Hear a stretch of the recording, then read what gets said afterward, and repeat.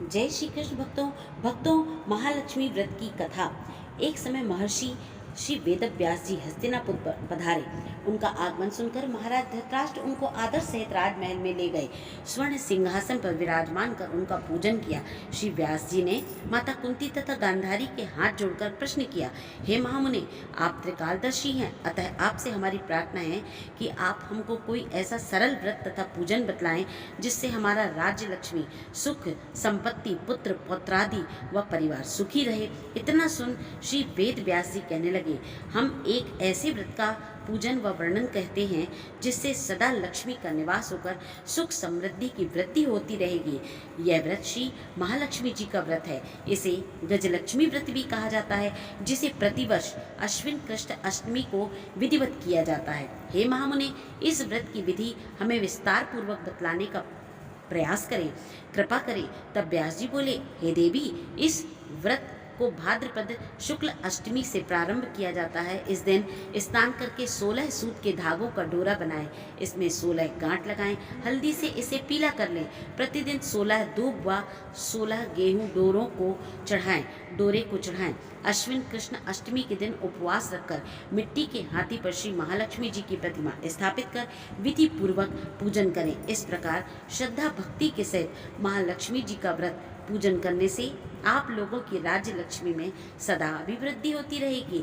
इस प्रकार व्रत का विधान बतलाकर श्री वेद व्यास जी अपने आश्रम को प्रस्थान कर गए। इधर समय के अनुसार भाद्रपद शुक्ल अष्टमी से गांधारी तथा कुंती अपने अपने महलों में नगर की स्त्रियों सहित व्रत का आरंभ करने लगी। इस प्रकार 15 दिन बीत गए। 16वें दिन अश्विन कृष्ण अष्टमी के दिन गांधारी ने नगर की सभी प्रतिष्ठित महिलाओं को पूजन के लिए अपने महल में बुलवा लिया। माता कुंती के यहाँ कोई भी महिला पूजन के लिए नहीं आई। साथ ही माता कुंती को भी गांधारी ने नहीं बुलाया। ऐसा करने से माता कुंती ने अपना बड़ा अपमान समझा। उन्होंने पूजन की कोई तैयारी नहीं की और उदास होकर के बैठ गई। जब पांचों पांडव युधिष्ठिर, अर्जुन, भीम, नकुल और सहदेव महल में आए तो कुंती को उदास देखकर पूछा, हे माते, आप इस प्रकार उदास क्यों हैं?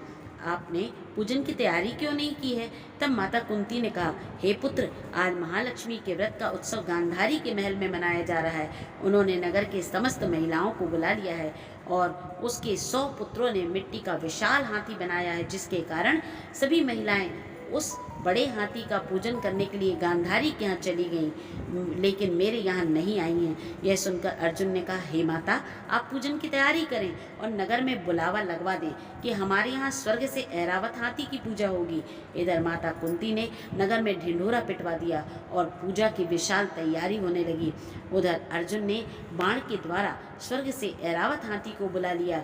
इधर सारे नगर में शोर मच गया कि कुंती के महल में स्वर्ग से इंद्र का ऐरावत हाथी पृथ्वी पर उतरकर पूजा जाएगा। समाचार को सुनकर नगर के सभी नर नारी, बालक और वृद्धों की भीड़ एकत्रित होने लगी। उधर गांधारी के महल में हलचल मच गई। वहां एकत्र हुई सभी महिलाएं अपनी अपनी थालियां लेकर कुंती के महल की ओर जाने लगी। देखते ही देखते कुंती का सारा महल ठसाठस भर गया। माता कुंती ने ऐरावत को खड़ा करने हेतु अनेक रंगों से चौक पुरवाकर नवीन रेशमी वस्त्र बिछवा दिए। नगरवासी स्वागत की तैयारी में फूल, माला, अबीर, गुलाल, केसर हाथों में लिए पंक्तिबद्ध खड़े थे। जब स्वर्ग से ऐरावत हाथी पृथ्वी पर उतरने लगा तो उसके आभूषणों की ध्वनि गूंजने लगी। ऐरावत के दर्शन होते ही जय जयकार के नारे लगने लगे। सायंकाल के समय इंद्र को भेजा हुआ हाथी ऐरावत माता कुंती के भवन के चौक में उतर आया। तब तक सब नर नारियों ने पुष्पमाला, अबीर, गुलाल, केसर आदि सुगंधित पदार्थ चढ़ाकर उसका स्वागत किया। राज्य पुरोहित द्वारा ऐरावत पर महालक्ष्मी जी की मूर्ति स्थापित करके वेद मंत्रोच्चारण द्वारा पूजन किया गया। नगरवासियों ने भी महालक्ष्मी पूजन किया। फिर अनेक प्रकार के पकवान लेकर ऐरावत को खिलाए गए और यमुना का जल उसे पिलाया गया। राज्य पुरोहित द्वारा स्वस्ति वाचन करके महिलाओं द्वारा महालक्ष्मी का पूजन कराया गया। 16 गांठों वाला डोरा महालक्ष्मी जी को चढ़ाकर अपने हाथों में बांध लिया। ब्राह्मणों को भोजन कराया। दक्षिणा के रूप में स्वर्ण आभूषण, वस्त्र आदि दिया गया। तत्पश्चात महिलाओं ने मिलकर मधुर संगीत लहरियों के साथ भजन कीर्तन कर संपूर्ण रात्रि महालक्ष्मी व्रत का जागरण किया। दूसरे दिन प्रातःकाल राज्य पुरोहित द्वारा वेद मंत्रोच्चारण के साथ जलाशय में महालक्ष्मी जी की मूर्ति को विसर्जित कर दिया गया।